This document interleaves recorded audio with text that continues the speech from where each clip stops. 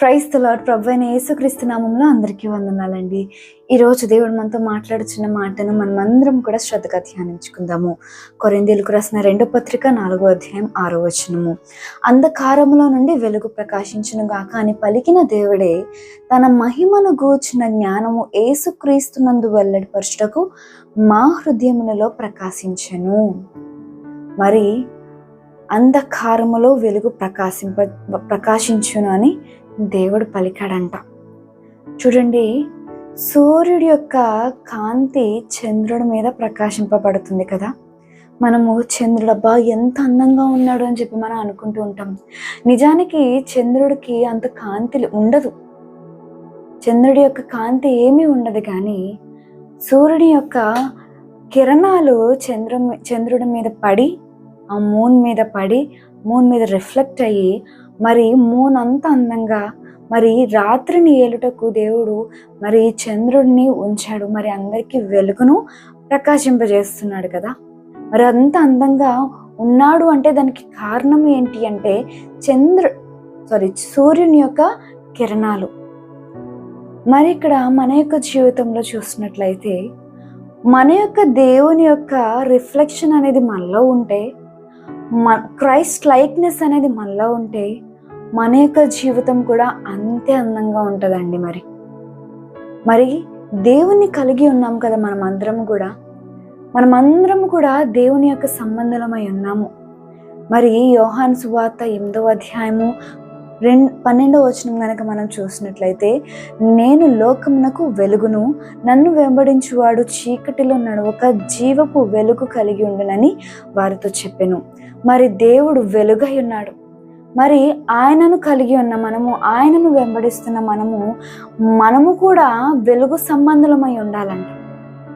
మరి చాలామంది వారి యొక్క జీవితాలు ఎలా ఉన్నాయంటే, దేవుణ్ణి కలిగి ఉన్నామని అనుకుంటున్నారు కానీ చీకటి సంబంధులుగా ఉన్నారు. వారి యొక్క జీవితంలో క్రీస్తును పోలి నడవట్లేదు.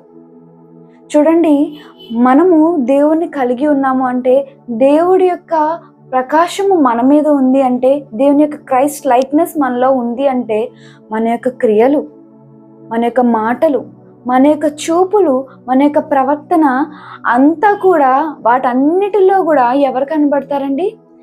దేవుడు కనబడతాడు. మరి చాలామంది దేవుణ్ణి మేము కలిగి ఉన్నామండి అని చెప్పి అనుకుంటున్నారు, కానీ వారిలో క్రీస్తును పోలిన లక్షణాలు ఏమీ కూడా కనబడట్లేదు.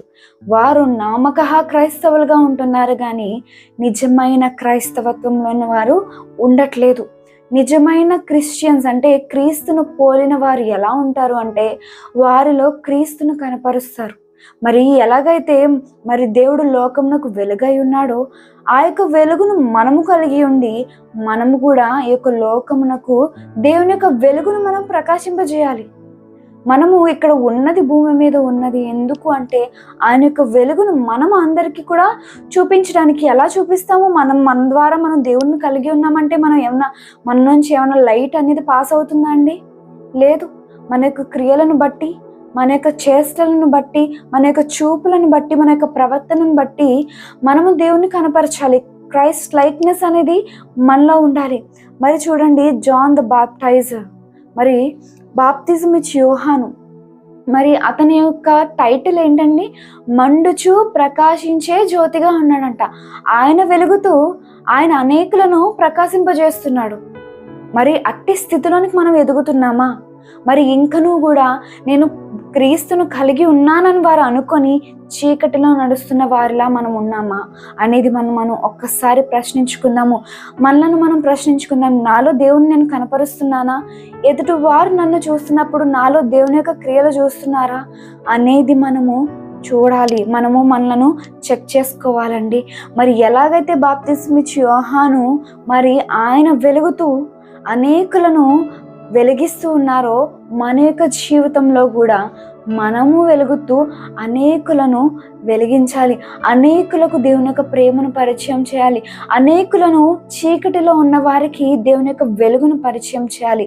ఎప్పుడైతే మనం అలా చేస్తామో ఖచ్చితంగా మనం కూడా వెలుగు సంబంధులుగా ఉంటామో, మనము కూడా అనేకులకు దేవుని యొక్క వెలుగును పరిచయం చేసినప్పుడు మనము దేవుని యొక్క పోలికను మనం కలిగి ఉన్నప్పుడు, బాప్తిస్మం ఇచ్చే యోహాను ఎలాగైతే వెలుగుతూ ఉన్నాడో, అనేకులను వెలిగిస్తూ ఉన్నాడో, అట్టి స్థితిలోనికి దేవుడు, అట్టి టైటిల్ దేవుడు మనకు కూడా ఇస్తాడండి ఖచ్చితంగా మనం అలా చేస్తే. మరి నా ప్రియ సహోదరి సహోదరుడా, మరి చీకటిలో ఉండక వెలుగును కలిగి ఉన్నాము మనం. దేవుడు వెలుగై ఉన్నాడు. మరి చంద్రుడు ఎలాగైతే అందంగా మారుతున్నాడో, సూర్యుని యొక్క కిరణాలు చంద్రుడి మీద పడినప్పుడు ఎంత అందంగా ఉంటున్నాడో, అలాగా మన యొక్క దేవుని యొక్క రిఫ్లెక్షన్ అనేది మనము ఇతరులకు చూపించినప్పుడు మనల్ని చూసిన వారు కూడా ఇతను దేవుని కలిగి ఉన్న బిడ్డ అని దేవుని మహిమపరచాలి. అట్టి స్థితిలోనికి దేవుడు మనందరినీ కూడా హెచ్చించునుగాక. ఆమేన్. అందరూ తలలు వంచినట్లయితే ప్రార్థన చేసుకుందామండి. సర్వోన్నతుడా, సర్వ సృష్టికర్త యేసయ్యా, నీకే వందనాలు.